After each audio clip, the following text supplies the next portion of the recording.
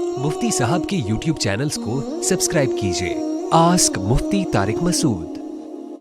घर में जमात से नमाज़ पढ़ने का तफसीली तरीका। आजकल के हालात में अगर घर में जमात करानी पड़े तो कैसे जमात कराई जाए, यानी सफ़े कैसे बनाई जाएं, जबकि मर्द औरतें और बच्चे सब जमात में हों। नीज़ अगर सिर्फ़ एक मर्द या एक औरत साथ हो तो कैसे जमात कराएं। मोहम्मद ज़ुबैर रावलपिंडी से। मैंने जो चैनल का हवाला दिया, मुफ्ती हुसैन लेक्चर्स के नाम से चैनल है यूट्यूब पे। मुफ्ती हुसैन खलील खैल साहब जामियत रशीद के सीनियर उस्ताद हैं।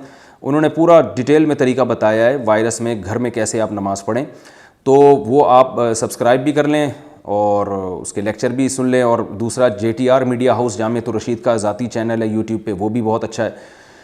बाकी मैं मुख्तसरन बता देता हूँ कि इन्होंने पूछा है कि भाई अगर जमात करानी पड़े तो कैसे, जबकि मर्द और औरतें और बच्चे सब जमात में हों। मर्द औरतें बच्चे सब अगर जमात में हैं तो बच्चों में याद रखें 12 साल से कम उम्र का लड़का बच्चों में शुमार होता है और 9 साल से कम उम्र की लड़की बच्चों में शुमार होती है। तो इनको कहीं भी खड़ा कर दें, नमाज अदा हो जाएगी। बेहतर है कि इनको पीछे खड़ा करें, यानी पहले मर्दों की हो, फिर उसके पीछे बच्चों की सफ़ हो, फिर उसके पीछे ख़वातीन की सफ़ हो। और अगर कहीं और खड़े कर देते हैं तो भी ठीक है। लेकिन जो लड़का 12 साल से बड़ा हो या लड़की 9 साल से बड़ी हो तो उसका हुक्म बालिगों का ही होगा। उनके वही हकाम है जो बालिग के हैं। तो बालिग के हकाम क्या हैं कि मर्द अगर एक है आपके साथ नमाज़ पढ़ने वाला तो वो आपके दाएं तरफ खड़ा होगा, मिलके थोड़ा सा पीछे। एक बालिश बाज़ उलमा कहते हैं फ़र्क रखा जाए और बाज़ फुक़हा के नज़दीक बिल्कुल साथ खड़ा हो जाए, लेकिन थोड़ा सा पीछे हो।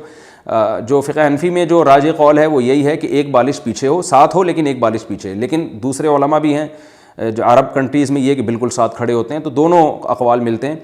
फ़िक़्ह हनफ़ी में एहतियात को लिया गया है, क्योंकि बिल्कुल साथ खड़ा होने में डर होता है कि मुक़्तदी थोड़ा सा आगे निकल आए तो उससे नमाज़ फासिद हो जाएगी।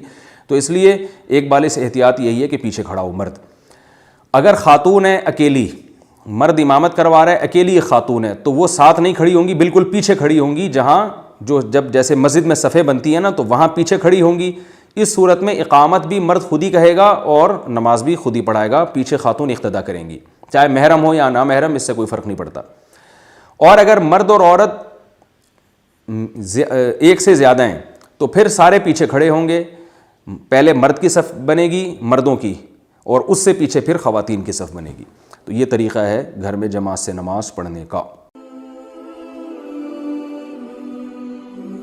आस्क मुफ्ती तारिक मसूद।